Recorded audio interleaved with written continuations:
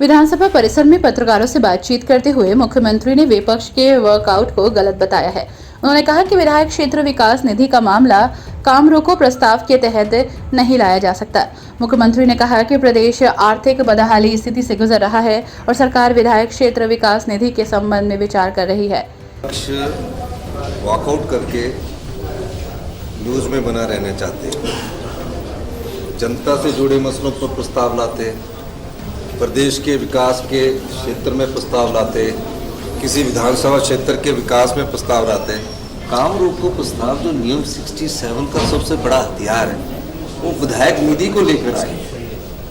और मुझे बड़ा दुख के साथ कहना पड़ रहा है कि विधायक निधि विधायकों से जुड़ी हुई है और जो काम रोको प्रस्ताव होता है वो प्रदेश के विकास, प्रदेश में कहीं मान हानि हुई हो, प्रदेश में कभी कोई ऐसी बाढ़ आ गई हो, आपदा आ गई होगी हो, कोई बड़ी घटना हो गई हो, उस दृष्टिकोण से लाया जाता है। विधायक निधि के संबंध में प्रस्ताव लाया। अब आर्थिक बदहाली से जो प्रदेश गुजर रहा है और हम व्यवस्था को सुचारू करने की कोशिश कर रहे हैं, हमने कहा है कि हम सत्ता सुख के लिए नहीं आए, हम व्यवस्था परिवर्तन करने के लिए आई है, जिसकी झलक आपको आज देखने को भी मिली।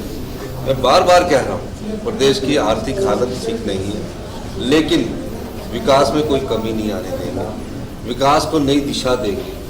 हम अपने आय के स्रोत कैसे बढ़ाएं उसको नई दिशा देंगे और दिन रात मेहनत करके हिमाचल प्रदेश की जनता में हम अपनी सरकार के जो वचनबद्धता है, कटिबद्धता है, उसके लिए हम कार्य कर रहे हैं। मुझे उनका वॉकआउट करना कुछ नहीं लगा। ये छोटा सा ये विधायक निधि 68 MLO से जुड़ी हुई थी, जिसको एक बंद कमरे में किया जा सकता था, लेकिन राजनीतिक लाभ के लिए करें।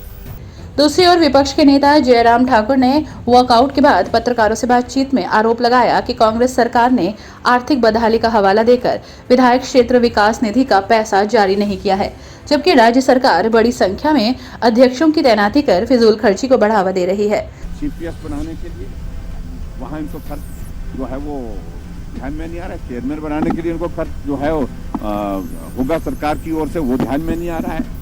हमेशा एक ही बात रो रहे हैं, एक ही बात रोना कि भाई हमारे ऊपर लाइबिलिटीज है, गवर्नमेंट का जो फाइनेंशियल हेल्थ अच्छी नहीं है, तो हमें मालूम है, वो अच्छी तरह से मालूम है। आप जो भी करना है अलग जगह से करिए, अलग प्रोविजन करिए, लेकिन जो क्षेत्र के विकास के लिए विधायकों के लिए जो राशि मिलती है विधायक निधि के रूप में, कम से कम उसको जारी करें। और आज जिस प्रकार से सारी चर्चा को फिर करके उसी तरह से संस्थान खोल दिए, संस्थान खोले, आपने भी खोले थे, हमने तो चलाए, आपने तो संस्थान खोलने जो 6 महीने 8 महीने से चले हुए संस्थान वो बंद किए। इसलिए वर्तमान सरकार जिस प्रकार से काम करने का अपना तरीका अख्तियार किए हुए हैं, यही कारण है कि 3 महीने के अंदर परिस्थिति ऐसी बन गई कि हजारों की संख्या में लोग सड़कों पर आ गए। सर के खिलाफ चारों तरफ रोष है और भयंकर आक्रोश है।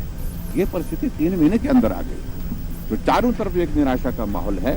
और विपक्ष की एक भूमिका है, और विपक्ष की भूमिका है कि जहां भी जन विरोधी निर्णय होगा, जो भी निर्णय जनहित में नहीं होगा, हम उसके लिए विधानसभा के अंदर भी अपनी आवाज बुलंद करेंगे, हम उसके लिए अपनी आवाज विधानसभा के बाहर भी बुलंद करेंगे। इसलिए आज हमने जो नियम 67 के अंतर्गत जो प्रस्ताव दिया था, काम रोको प्रस्ताव, हमने उस पर चर्चा मांगी थी, चर्चा उसमें अलाउ नहीं हुई, उसमें घुमा फिरा करके जवाब देने की कोशिश हुई और जो हमको स्वीकार नहीं, इसलिए हमने वॉकआउट। विधानसभा परिसर में विपक्ष और सत्ता पक्ष के बीच तीखी नोकझोंक भी देखने को मिली है। अब उत्तराखंड की खबरें आपको मिलेंगी व्हाट्सएप पर भी। डिस्क्रिप्शन बॉक्स में दिए लिंक से अभी ज्वाइन करें और अपने उत्तराखंड वाले ग्रुप पर पाएं उत्तराखंड की हर खबर।